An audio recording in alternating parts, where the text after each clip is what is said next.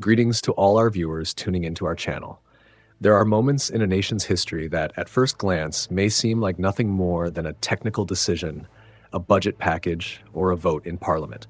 But with the passage of time, those very moments reveal themselves as turning points, defining the fate of a country. Today, Canada is standing at one such moment.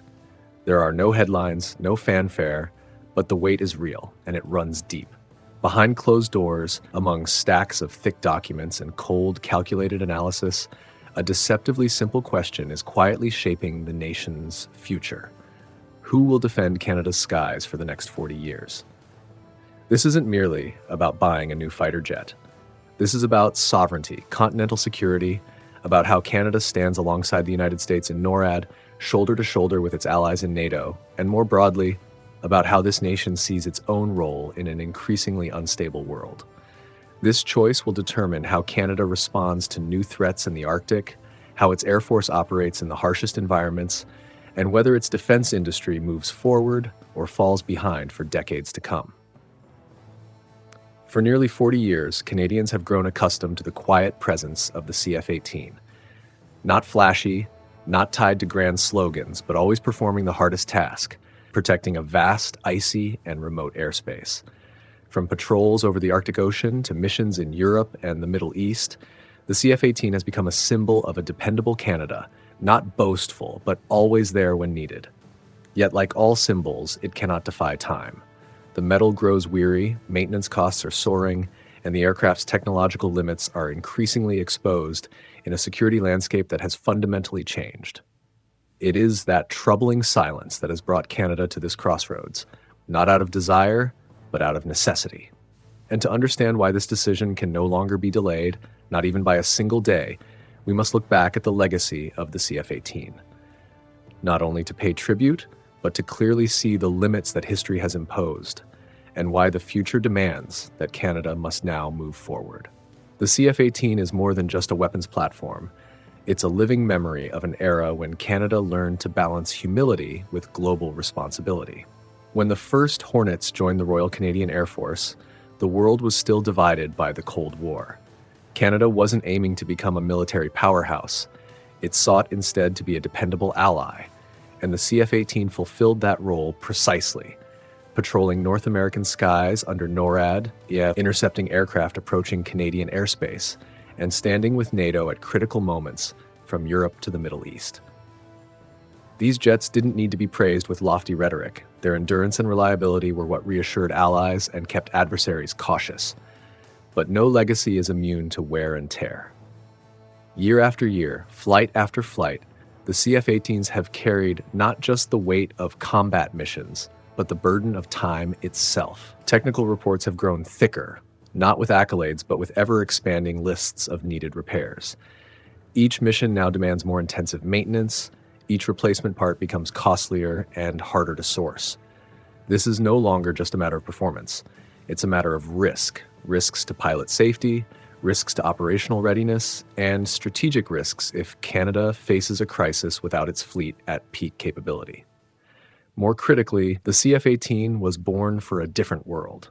A world where radar wasn't as advanced as it is today, where electronic warfare didn't dominate the battle space, and where target acquisition wasn't embedded in multi-domain sensor networks. Though modernized many times, the CF-18's core design still belongs to a previous generation. In a world where long-range missiles, UAVs, and electronic warfare are now standard, extending the CF-18's lifespan is no longer a cost-saving measure. It's a dangerous delay. Canada can continue to repair, can continue to upgrade, but it cannot transform an aging platform into the answer for tomorrow's challenges. And it's at this very point that a rare consensus has emerged. Not only within military circles, but across political and policy arenas, there is a shared understanding. Replacing the CF-18 is not an optional decision. It's an urgent necessity. Every year of hesitation is a year Canada chooses to live with a growing capability gap, while the security environment becomes more complex by the day. And when speaking of that security environment, we cannot overlook the space the CF-18 has defended for decades, the North. For it is there, in the cold, remote skies of the Arctic, that the limits of this legacy are most exposed, and where rising geopolitical pressures are forcing Canada to reconsider how it protects the vastest airspace in the country. The Arctic has long existed in the Canadian consciousness as a distant, tranquil land, almost untouched by the storms of global geopolitics. But that stillness is fading. Ice is melting faster than expected, new shipping routes are gradually emerging, and with them the unmistakable presence of military powers. Long-range flights, reconnaissance missions, submarines, and new radar systems are no longer rare news. They are signs that the Arctic has shifted from a remote frontier to a strategic hotspot, where any gap in capability is a potential vulnerability. For Canada, this isn't just a matter of territorial sovereignty, it's a test of time and distance. The northern airspace is vast, the climate unforgiving, infrastructure sparse, and the distances between bases can stretch for thousands of kilometers. In this context, air defense allows no margin for error. Early detection, rapid response, and sustained presence are no longer aspirational goals. They are non-negotiable requirements. 1 minute of delay, a single technical failure, or a weak link in the system could render the entire chain of defense fragile. That's why Canada has never stood alone in protecting the Arctic. NORAD, the joint defense structure with the United States, is the cornerstone of North American continental security. Within this system, fighter jets are not just interceptors. They are key nodes in a vast network of radars, satellites, ground sensors, and command centers. Interoperability, real-time coordination, and data sharing are no longer added advantages. They are survival essentials. A jet might fly well in harsh conditions, but if it doesn't speak the same language as the rest of the system, it becomes a burden instead of a strategic asset. New geopolitical pressures have made these requirements more demanding than ever. The Arctic is no longer merely a defensive outpost. It is a potential frontline in global strategic competition. Canada, though not seeking confrontation, must still be ready for the worst-case scenarios. That means the Royal Canadian Air Force needs a platform that can endure, connect, and operate effectively in an increasingly complex environment, one where the line between peace and crisis can vanish in a matter of hours. And it is at this intersection, where harsh geography meets strategic pressure, that the question of Canada's next fighter jet becomes clearer than ever. Not every option meets the demands of the Arctic and NORAD, and not every solution aligns with Canada's long-term vision. In the end, all the analysis, debate, and calculation have converged, narrowing the field to just two contenders. 2 aircraft, 2 philosophies, and one final decision that will shape Canada's defense for decades to come. As layers of analysis are peeled away and the strategic demands of the Arctic and NORAD are placed on the scale, a long-running competition has finally narrowed to just 2 options. No longer a lengthy list of candidates, but a head-to-head showdown between 2 very different philosophies on how Canada should defend its skies. The Saab Gripen E and the Lockheed Martin F-35 are not just 2 fighter jets, they are 2 visions of national security's future. The Gripen E enters the race as a pragmatic solution. It doesn't promise revolutionary capabilities, but emphasizes flexibility and cost control. Designed to operate in the harsh conditions of Northern Europe, the Gripen E presents itself as a lightweight, easy-to-maintain aircraft capable of taking off and landing from short runways, even improvised ones. For Canada, this paints an appealing picture: the ability to disperse forces, maintain presence in remote regions, and ease the burden on the sparse infrastructure of the North. But the Gripen E's strongest appeal isn't in the sky, it's on the ground. Saab approaches Canada not merely as a customer, but as an industrial partner. Promises of technology transfer, domestic production, and data sovereignty speak directly to one of Ottawa's deepest concerns: how to ensure that a 40-year defense program doesn't become a stream of money flowing abroad, but rather a catalyst for the domestic aerospace industry. On the other side, the F-35 arrives with a completely different message.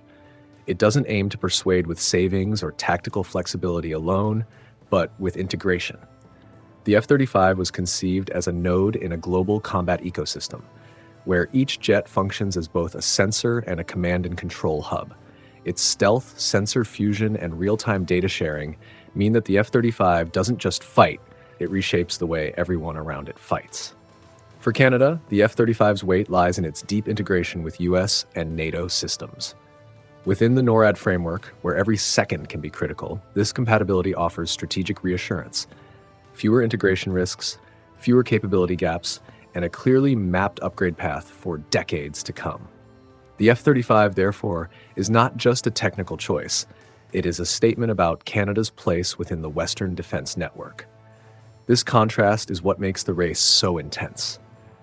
The Gripen E raises questions about sovereignty, flexibility, and long-term domestic benefit. The F-35 raises questions about survival in future warfare and the level of integration Canada is prepared to embrace. Neither option is perfect, and neither is strategically neutral. And as the debates over combat capabilities begin to settle, another layer of questions comes into focus, equally critical.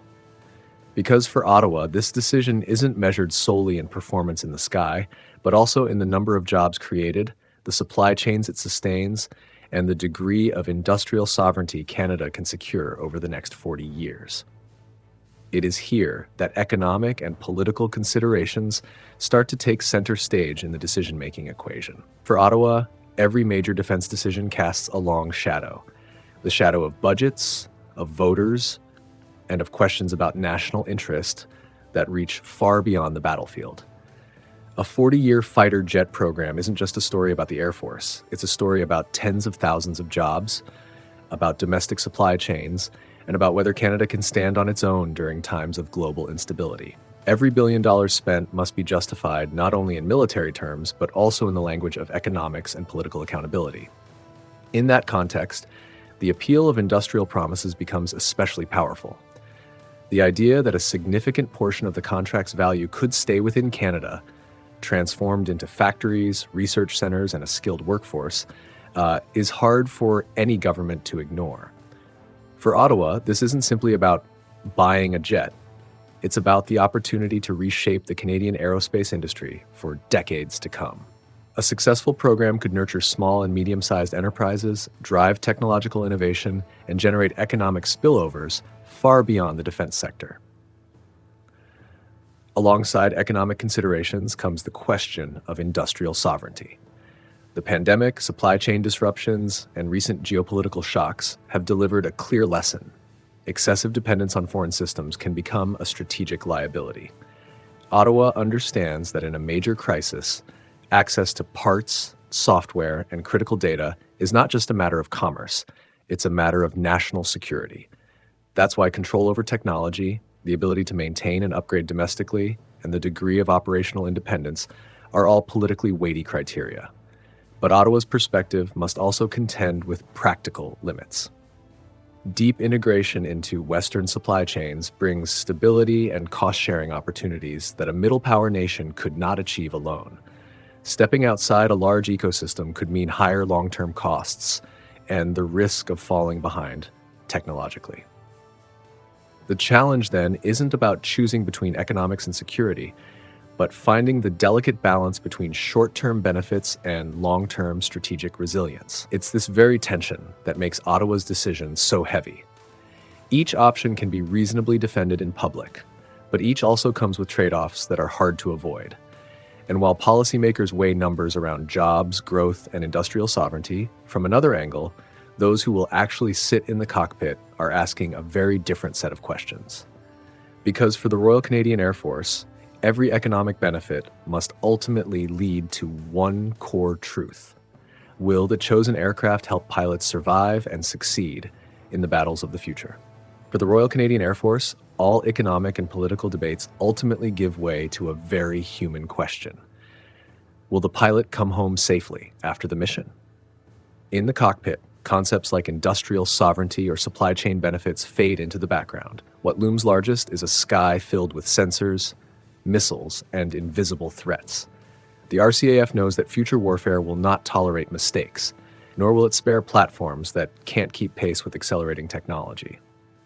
The battle space is evolving faster than at any point in history. Multi-band radar, integrated air defense systems, long-range missiles, and electronic warfare have turned the sky into a fiercely contested domain. In this environment, the ability to see first and be seen last is a matter of survival. Stealth is no longer a luxury, it's the first layer of protection for pilots. But stealth alone isn't enough. A modern fighter must function as a flying sensor, able to gather, process, and share information faster than the enemy can react. For the RCAF, the value of a fighter jet is measured by its ability to survive in high-threat environments, where every mission unfolds under extreme pressure and within tight windows of time. The fusion of data from radar, infrared, electronic, and offboard sources allows a pilot not just to respond, but to take control of the situation. In a battle space where decisions are made in seconds, reducing cognitive load can mean the difference between success and disaster. Equally vital is coordination. The RCAF does not fight alone. Within NORAD and NATO, Canadian fighters are part of a collective picture where real-time information flows between aircraft, ships, ground forces, and command centers. The deeper the platform integrates, the more effective the joint operation, and the lower the risk of isolation. For those in uniform, this isn't theory. It's a lesson drawn from recent conflicts around the world. That's why when evaluating options, the RCAF tends to favor what has already been proven in future war scenarios, over promises yet to be fulfilled. They look at survivability against modern air defenses, the capacity to upgrade sensors over time, and the level of interoperability with allies. It's a cautious, even conservative approach, but one that reflects the heavy responsibility they bear, to protect lives first before considering symbols or secondary benefits. Still, even within that strictly military lens, one unavoidable reality persists. No platform exists outside the boundaries of cost and life cycle. A fighter jet may be technologically superior, but if the financial burden makes it impossible to maintain in sufficient numbers, its deterrent value begins to erode. And it's at the crossroads between combat capability and affordability that the hard questions of cost, sustainment, and Canada's 40-year defense horizon become impossible to ignore. As emotions surrounding pilot safety and combat superiority begin to settle, a colder but no less decisive question comes into sharp focus: cost. For Canada, this isn't a matter of a few years' budgets. It's a financial commitment stretching nearly half a century. A fighter jet isn't purchased once. It is sustained, upgraded, and supported across generations of pilots, technicians, and policymakers. The initial purchase price is only the tip of the iceberg. The submerged bulk lies in operating costs, maintenance, training, system integration, and ongoing technological upgrades. In public discourse, the Gripen is often mentioned as the cheaper option, and indeed its purchase price and direct operating costs appear more manageable, particularly for a country that must balance defense with a wide range of social priorities. A more affordable fleet can create a sense of budgetary flexibility, allowing for a larger number of aircraft or freeing up resources for other sectors. But the 40-year equation is rarely that simple. The costs of deeply integrating with US and NATO systems, the expense of maintaining interoperability through constant upgrades, and the price of not falling behind technologically, these are variables not easily captured in early calculations. On the other hand, the F-35 arrives with a steeper financial burden from the outset. A high purchase cost, complex infrastructure requirements, and reliance on a global supply chain have raised concerns about long-term budget sustainability. Yet the F-35 also presents a different kind of logic: cost sharing within a broad user community, where upgrades, maintenance, and development are distributed across multiple nations. In the long run, moving with the pack can reduce the risk of having to absorb costly technological leaps alone. The 40-year life cycle, then, is not just a financial question, it's a question of adaptability. A platform that is cheap today might require expensive upgrades tomorrow to remain viable in a rapidly evolving threat environment. Conversely, a more costly platform designed for continuous evolution might offer long-term strategic stability. Canada isn't just buying jets for the present, it's buying the ability to face threats that haven't yet emerged in a world where military technology transforms with each passing decade. That's why the cost debate ultimately circles back to a much broader question. Where does Canada want to position itself in the global security landscape over the next 40 years? Because cost does not exist in a vacuum. It's tied to the level of integration Canada chooses, to the commitments it makes to alliances, and to the role it envisions for itself.